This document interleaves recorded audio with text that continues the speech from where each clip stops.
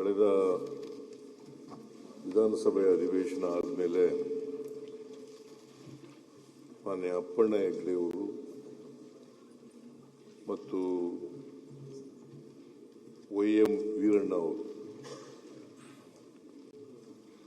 ನಿಧನರಾಗಿದ್ದಾರೆ. ಅವರಿಗೆ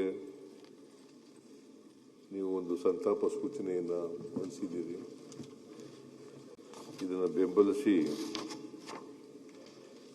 ಶ್ರೀ ಅಪ್ಪಣ್ಣ ಹೆಗ್ಡೆಯವರು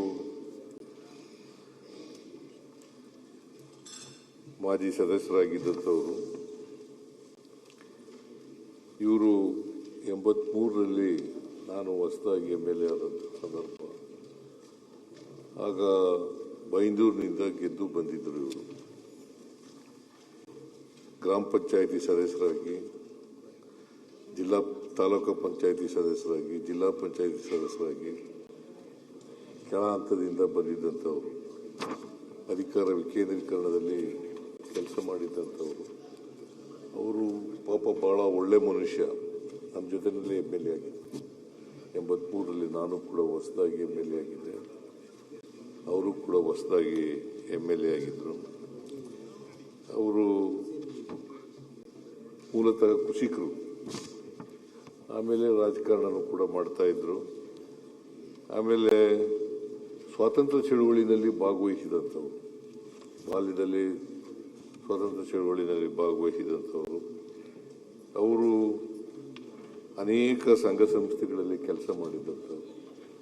ಸೊ ಅವರ ಅಗಲಿಕೆಯಿಂದ ಒಬ್ಬ ಸಭ್ಯ ವ್ಯಕ್ತಿಯನ್ನು ಕಳ್ಕೊಂಡಿದ್ದೀವಿ ಅಂತಕ್ಕಂಥ ಮಾತುಗಳನ್ನು ಈ ಸಂದರ್ಭದಲ್ಲಿ ಹೇಳ್ತಾ, ಅವರ ಆತ್ಮಕ್ಕೆ ಚಿರಶಾಂತಿ ದೊರಕಲಿ, ಅವರ ಕುಟುಂಬ ವರ್ಗದವರು ಅವರ ದುಃಖವನ್ನು ಭರಿಸ್ತಕ್ಕಂಥ ಶಕ್ತಿ ಕೊಡಲಿ ಅಂತ ಹೇಳಿ ಪ್ರಾರ್ಥನೆ ಮಾಡ್ತೇನೆ.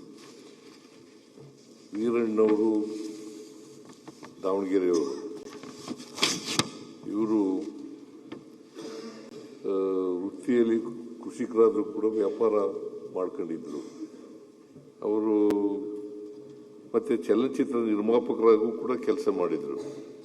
ಬಾಪೂಜಿ ವಿದ್ಯಾಸಂಸ್ಥೆ ಅದರಲ್ಲಿ ಸದಸ್ಯರಾಗಿ ಕೆಲಸ ಮಾಡಿದ್ದಂಥವರು. ಇವರಿಗೆ ಶಿಕ್ಷಣದಲ್ಲಿ ಅಪಾರವಾದಂಥ ಆಸಕ್ತಿ ಇದ್ದಂಥವರು. ಅವರನ್ನು ನಾವು ಕಳ್ಕೊಂಡಿದ್ದೀವಿ.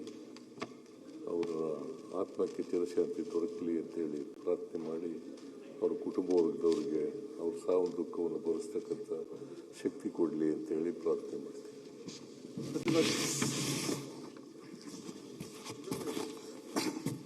ಸನ್ಮಾನ್ಯ ಅಧ್ಯಕ್ಷರೇ, ತಾವು ತಂದಿರತಕ್ಕಂಥ